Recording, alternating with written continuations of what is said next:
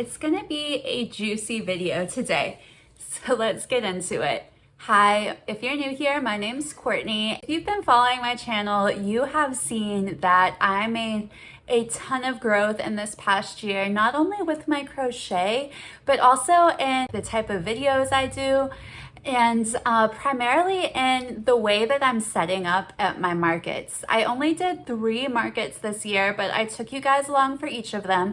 And if you watched each of those videos, you saw me go from someone who had like barely any setup to, quite confident in the setup that I was able to achieve.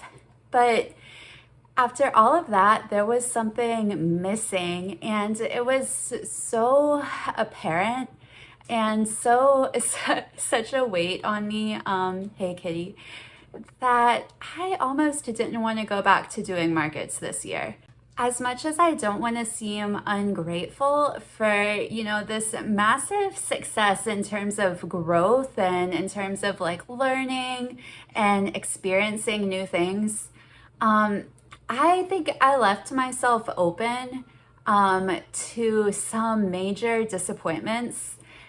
And that is by like simply giving too much, quite literally putting too much of myself on the table. So what I mean by this is that maybe my magnum opus that I create doesn't need to be like on sale at my market table at the end of the week.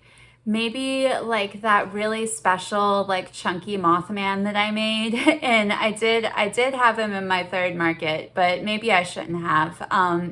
I think he's better introduced to the world via like YouTube shorts or Instagram reels, or even a fun and like even just some way that's going to allow members of our community to engage with my content and the cool things that I've gotten to make, right? Because someone walking down the street, like someone just casually arriving at a market, isn't going to have that knowledge of, oh, I see you made this thing, that's really cool. Like, and they're certainly probably not going to want to put themselves out there to buy something like that then would have to be priced a bit higher for like my time and skills that went into it. So that was one thing. That was one issue that I had, was maybe just wanting to make whatever my little heart desired. And I still do believe that you should absolutely make things that you want to make,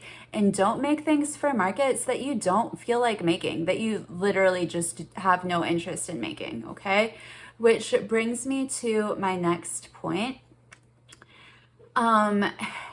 Babies and kids, like the last market I went to, it was almost the end for me. And I wasn't honest about this in that video, just because I think I was still reeling from it. I did finish filming that video the same day of the market, and I don't think I fully had time to decompress and really think about what was bothering me. I want to preface this by saying, if you love making things for babies and kids, right on. Like, that is awesome. And I am, like cheering you along on your journey.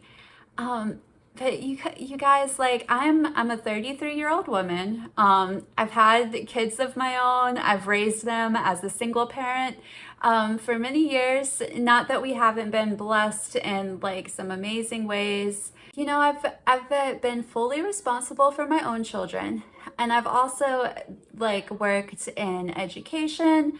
I've worked in schools, and even when I wasn't working in schools, I actually worked at a tech company that was also related to like monitoring children and making sure that children are safe.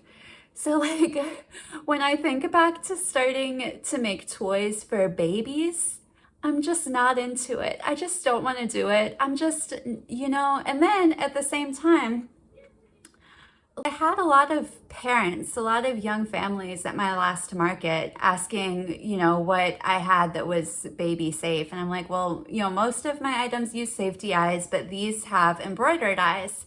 And just like the weight of having to, like, for me personally, I don't want to have to constantly explain, like, just the weight of having to explain that for me personally is quite a lot. At the same time, I'd say I don't want to gear all of my makes specifically towards kids. To be completely honest with you guys, I don't think that like anything short of a really drastic change would have made me excited about re-entering the 2025 craft market season. And well, I should say re-entering the craft season in 2025. But here we are, and I'm so excited to kind of tell you this like really unconventional, I think, kind of plan that I've put together. So first, I'm going to show you my latest pattern creation that really led me down this path of different thinking about the market season. So I'm gonna roll a brief clip of me introducing the pattern to you. This is this is Cozy Cat with Cushion. So unwittingly, I think I stumbled upon a really great market make. And I say that because I didn't make this Cozy Cat. I didn't make these guys to be sold at markets. I didn't make that with that in mind. I was actually literally just thinking of making a cutie little toy that fit in a bed, kind of like this one that I used to have as a kid did. So there, I've exposed my secret, you guys. I do this for my inner child and not necessarily other children. So sorry. Maybe my own children, but that's it. You know, sending only loving vibes. I kind of love making these. They take maybe 30 minutes, very, very quick. This guy actually even has no eyes, so he's just a silhouette, which really works because he's a black cat. So, you know, like even if I embroidered on eyes, like the eyes would have to be a different color to show up anyways. Coincidentally, this does make him child safe. The short time that it takes to make him makes him an easy market make. The fact that I want to make him also makes him like such a great market make, right? Of course, intrinsic to all of that is that, hey kitty, my actual cat has joined us. But intrinsic to all of that is the fact that because of all these things, like having a quick time to make something, the fact that I actually want to make it too, this means that I can charge a little lower for him. So where I was getting kind of feeling like I wasn't making as much as I wanted and this and that, now I can take it out of my hands a little bit and just say, I'm gonna have a box of kittens and they are going to be, really, my heart says price them at $2 each, which is so unbelievably low. And we're just gonna see what happens. And honestly, I love this idea of putting together this experiment. Yeah, I really love strategies, and I'm clearly not like a business, like a suit and tie kind of girly, but my brain loves that, like loves thinking strategically. Yeah. So let's do it. We're gonna go into the 2025 craft season with a renewed desire to make and to share those makes with the world through these fun events, craft markets. So if you think that this sounds interesting, an interesting idea, and you'd like to follow along, don't forget to hit like and subscribe on my video, and I will see more of you guys in the future.